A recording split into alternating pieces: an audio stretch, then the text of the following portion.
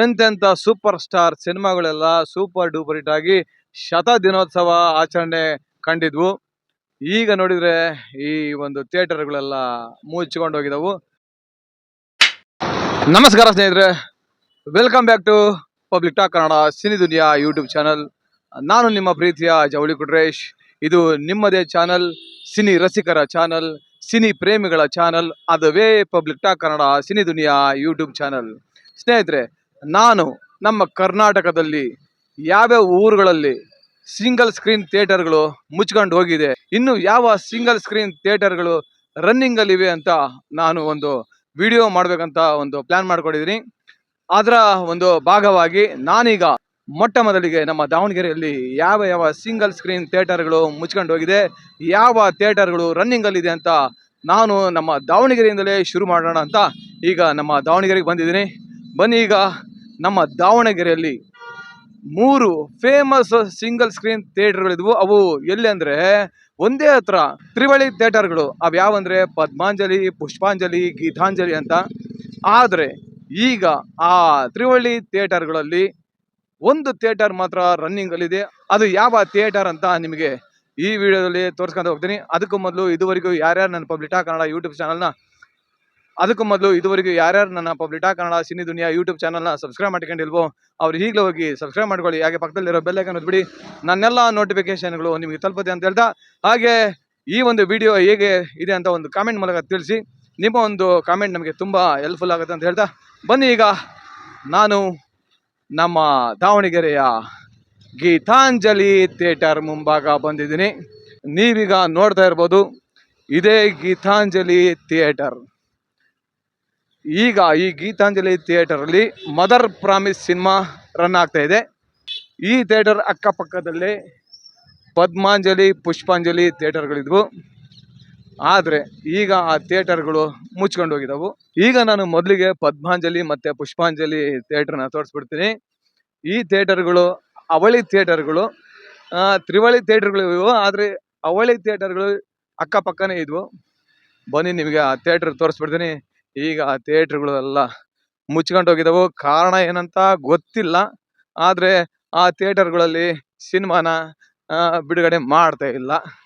ಬನ್ನಿ, ಇನ್ನೇನು ಕೆಲವೇ ಕ್ಷಣಗಳಲ್ಲಿ ನಾವು ಪದ್ಮಾಂಜಲಿ, ಪುಷ್ಪಾಂಜಲಿ ಥಿಯೇಟರ್ ಕಡೆ ಹೋಗ್ತಾ ಇದ್ದೀವಿ. ಇನ್ನೇನು ಅವಳಿ ಥಿಯೇಟರ್ಗಳು ಬಂದು ಕಾಣಿಸ್ತಾ ಇರ್ಬೋದು ನೋಡಿ, ಇವೇ ಥಿಯೇಟರ್ಗಳು. ಥಿಯೇಟ್ರ್ ಮುಂದೆ ನಿಂತ್ಕೊಳಕ್ಕೆ ಜಾಗ ಇರ್ತಾರಲ್ಲ, ಅಷ್ಟು ಜನ ಬರೋರು. ಈಗ ನೋಡಿದ್ರೆ ಈ ಥಿಯೇಟ್ರ್ಗಳು ಮುಚ್ಕೊಂಡು ಹೋಗ್ಬಿಟ್ಟಿದವು. ಇದೊಂಥರ ಬೇಸರದ ಸಂಗತಿ. ಇಲ್ಲಿ ನೋಡಿ, ನನಗೆ ಈ ಒಂದು ಗೇಟ್ ಕ್ಲೋಸ್ ಆಗಿರೋದು ನೋಡ್ತಾ ಇದ್ರೆ ಎಷ್ಟು ಬೇಜಾರಾಗ್ತಿದೆ ಅಂದರೆ, ಈ ಥಿಯೇಟರ್ ಒಳಗಡೆ ನಾವು ಹೋಗ್ತಿದ್ವಾ ಅಂತ ಅನಿಸ್ತಾ ಇದೆ. ಈಗ ನಿಮಗೆ ಅಲ್ಲಿ ಕಾಣಿಸ್ತಾ ಇರ್ಬೋದು, ಅದೇ ಪದ್ಮಾಂಜಲಿ ಥಿಯೇಟರ್. ಎಷ್ಟು ಬೇಜಾರಾಗ್ತಿದೆ ಗೊತ್ತಾ. ಈ ಥಿಯೇಟರ್ಗಳಲ್ಲೆಲ್ಲ ನಾವು ಎಷ್ಟು ಸಿನಿಮಾ ನೋಡಿದ್ದೀವಿ ಓದಬೇಕಾದ್ರೆ. ಈಗ ಈ ಥಿಯೇಟರ್ಗಳು ಮುಚ್ಕೊಂಡು ಹೋಗಿರೋದೇ ನಿಜವಾಗ್ಲೂ ಎಷ್ಟು ಬೇಸರ ಆಗ್ತಾ ಇದೆ. ಈ ಪುಷ್ಪಾಂಜಲಿ, ಪದ್ಮಾಂಜಲಿ, ಗೀತಾಂಜಲಿ ಥಿಯೇಟರ್ಗಳಲ್ಲೆಲ್ಲ ಎಂತೆಂಥ ಸೂಪರ್ ಸ್ಟಾರ್ ಸಿನಿಮಾಗಳೆಲ್ಲ ಸೂಪರ್ ಡೂಪರ್ ಹಿಟ್ ಆಗಿ ದಿನೋತ್ಸವ ಆಚರಣೆ ಕಂಡಿದ್ವು. ಈಗ ನೋಡಿದ್ರೆ ಈ ಒಂದು ಥಿಯೇಟರ್ಗಳೆಲ್ಲ ಮುಚ್ಕೊಂಡು ಹೋಗಿದವು. ಒಂದೇ ಒಂದು ಥಿಯೇಟ್ರು ರನ್ನಿಂಗ್ ಅಲ್ಲಿದೆ. ಅದು ಯಾವುದಂದ್ರೆ ಗೀತಾಂಜಲಿ.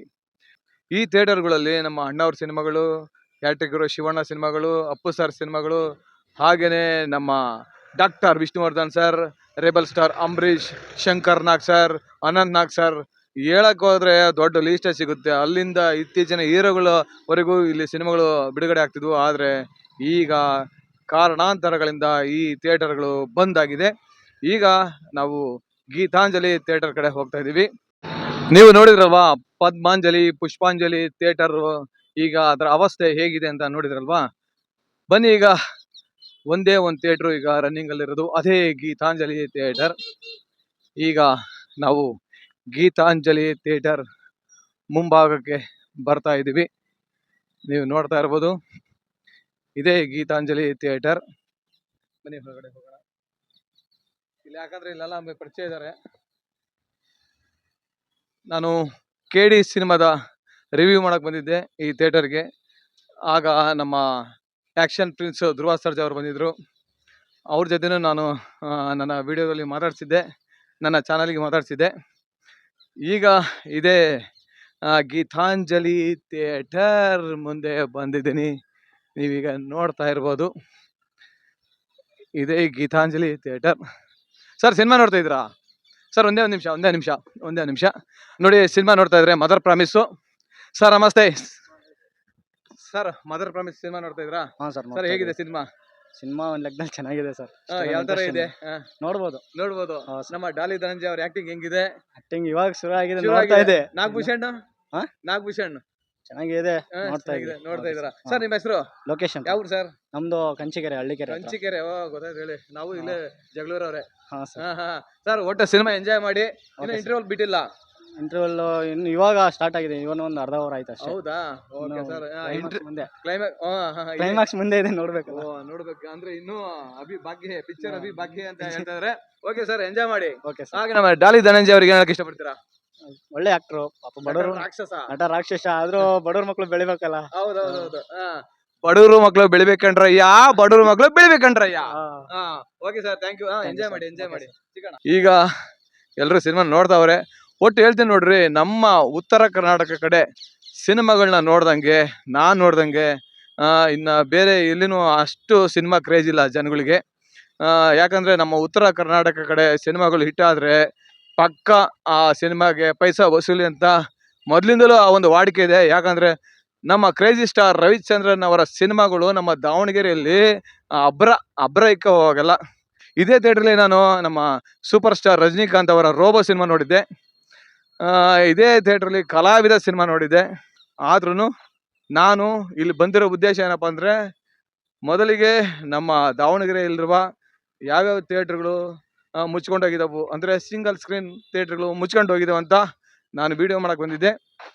ಈಗ ನಾನು ನೋಡ್ದಂಗೆ ಗೀತಾಂಜಲಿ ಥಿಯೇಟರ್ ಅಂತ ಕಾಣಿಸ್ತಾ ಇದೆ ಇಲ್ಲಿ. ಇನ್ನು ಅರುಣಾ ಥಿಯೇಟರ್ ಇತ್ತು, ಅದು ಕೂಡ ಮುಚ್ಕೊಂಡು ಹೋಗಿದೆ, ಸಿಂಗಲ್ ಸ್ಕ್ರೀನು.